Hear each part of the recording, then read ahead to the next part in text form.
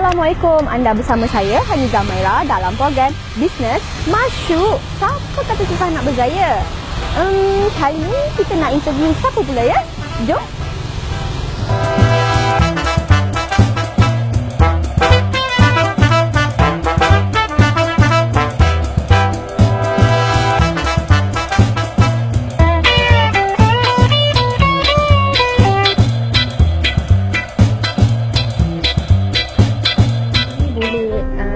Sedikit intro lah pasal bisnes yang Kak Zul buat, Pejuang Usahawan. So basically Pejuang Usahawan ni ditubuhkan pada tahun 2012.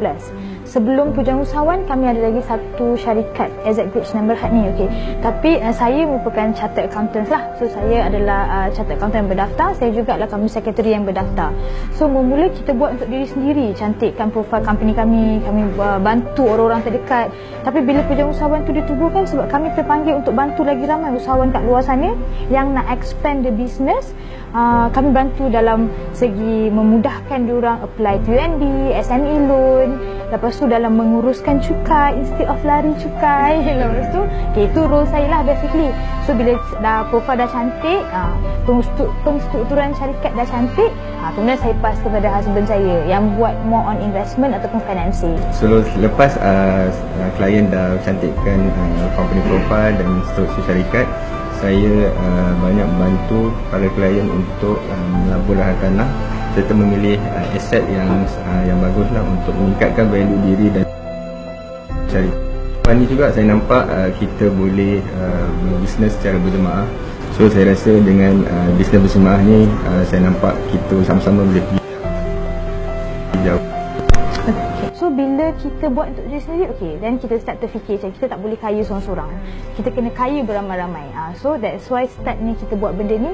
So kita mula buat networking dekat luar, kita jumpa lagi ramai orang, kita bantu diorang, kita cuba macam buka mata diorang, exposure kepada diorang. Betapa pentingnya pengurusan keuangan dan seterusnya pergi kepada pemilihan aset untuk sustain in business. So inilah guru saya lah basically. Ini pun kita masih lagi aktif dalam membeli hartanah serta membantu orang ramai untuk menstruktur syarikat serta memiliki aset dalam perniagaan. So dalam masa akan datang kami harap lebih ramai dapat bersama-sama kami lah dalam menjadikan platform Pejuang Usahawan ni. Apa motivasi Kak Zul sendiri dan juga Encik Zahira sendiri untuk bertahan hingga ke tahap ini? Kami bukan datang daripada keluarga yang senang.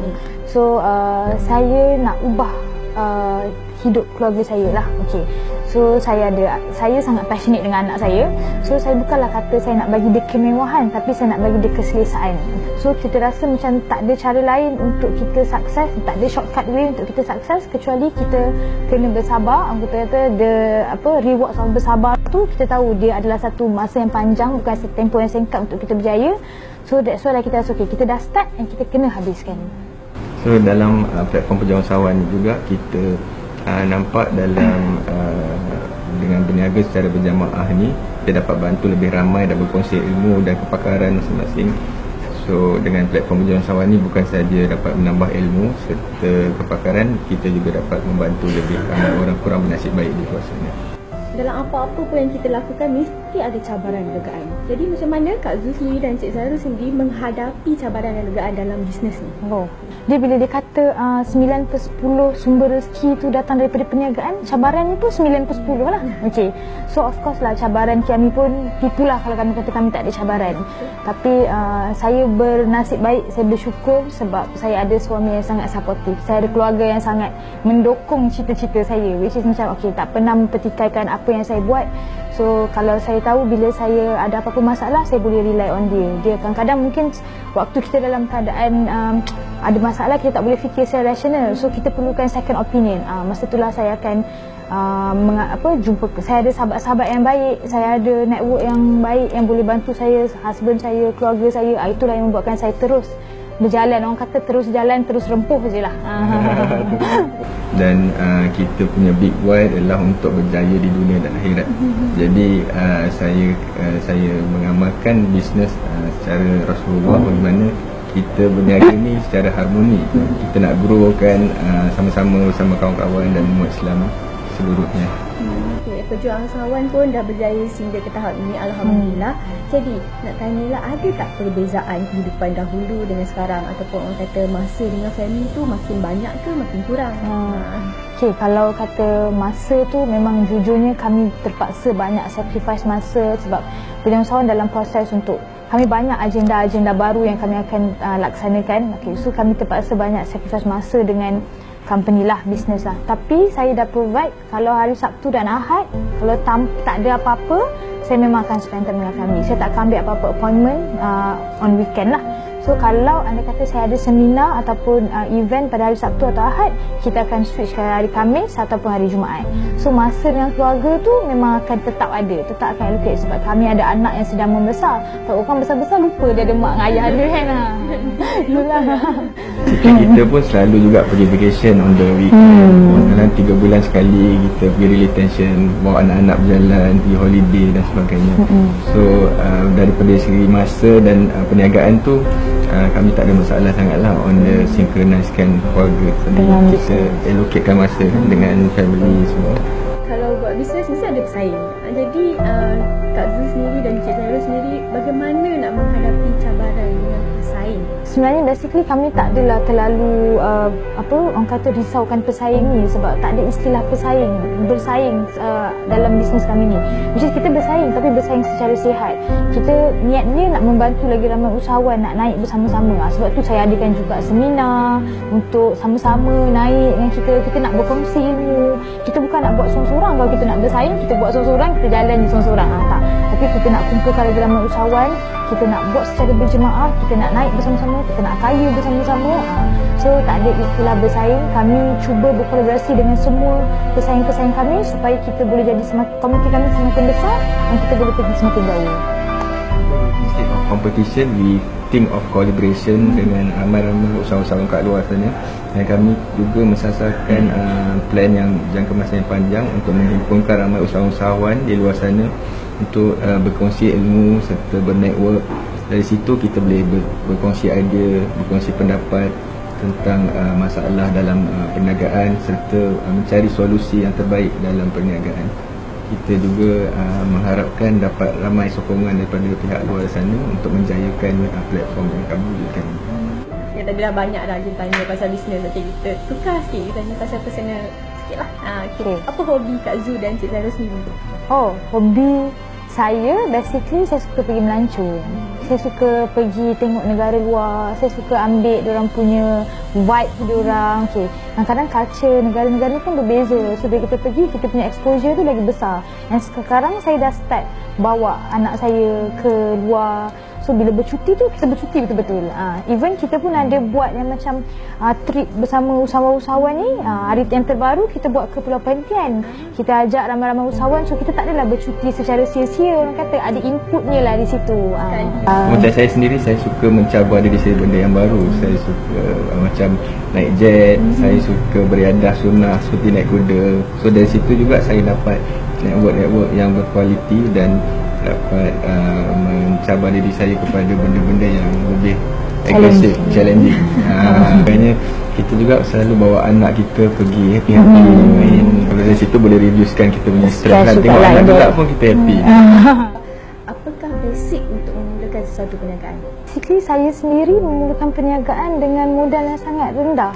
Saya hanya berbekalkan pengalaman dan ilmu. So bagi saya, first thing first, kalau nak berniaga, kita kena tahu apa kita buat. Maksudnya kita ada ilmu on apa yang kita buat. Tak kisahlah dalam perniagaan apa pun. Kalau kita nak buat sales, kita kena ada ilmu dalam buat sales. Kalau kita nak buat accounts, kita kena ada ilmu dalam buat accounts kan.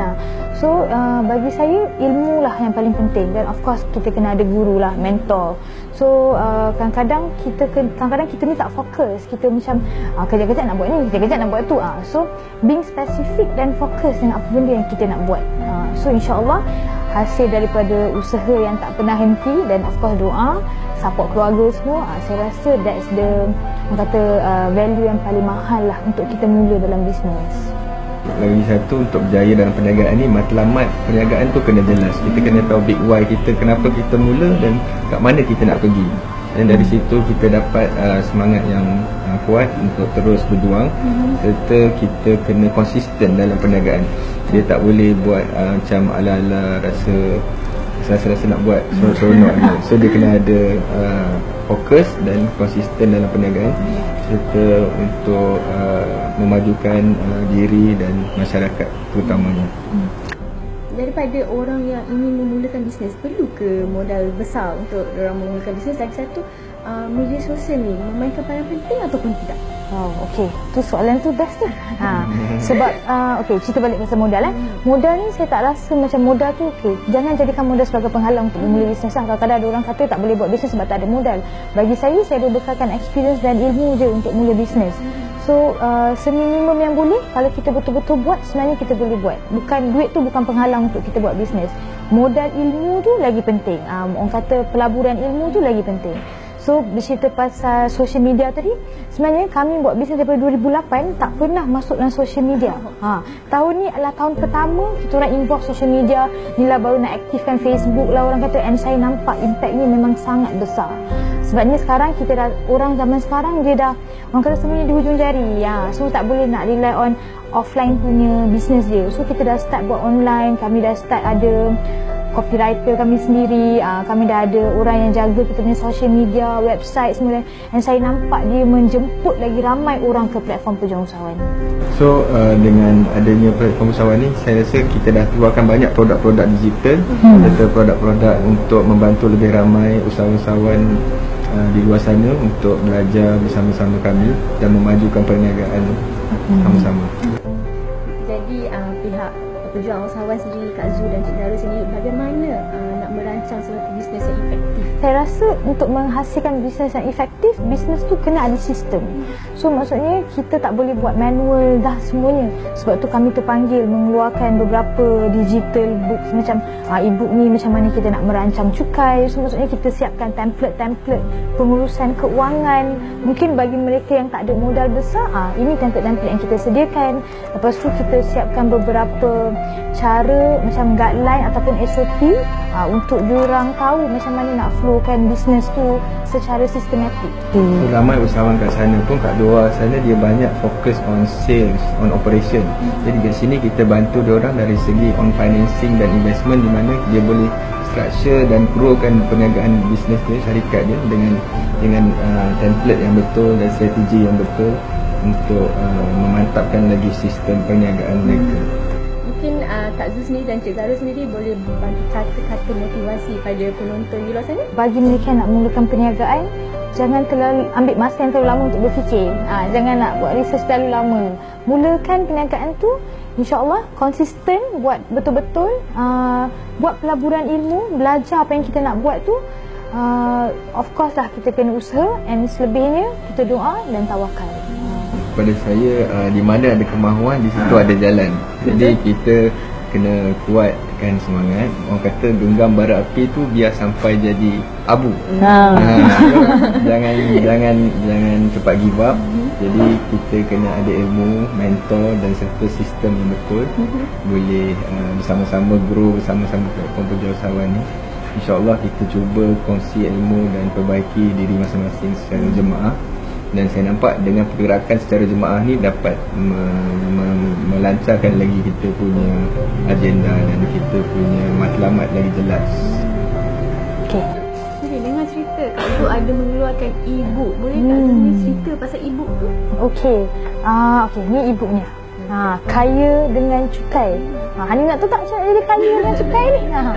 So, basically dalam e-book ni saya ceritakan macam mana flow yang betul kita nak bayar cukai kita, ataupun dalam nama lainnya kita nak declare cukai kita sampai bank suka dekat kita. So kadang-kadang ada orang dia bayar cukai, tapi bila datang balik kat saya, Kak Zul tak dapat pun loan. So ni dalam ni saya cerita dengan detailnya macam mana bagi orang yang tak pernah bayar cukai, step pertama yang dia patut ambil sampailah dia boleh menjadi kaya lah dengan cukai.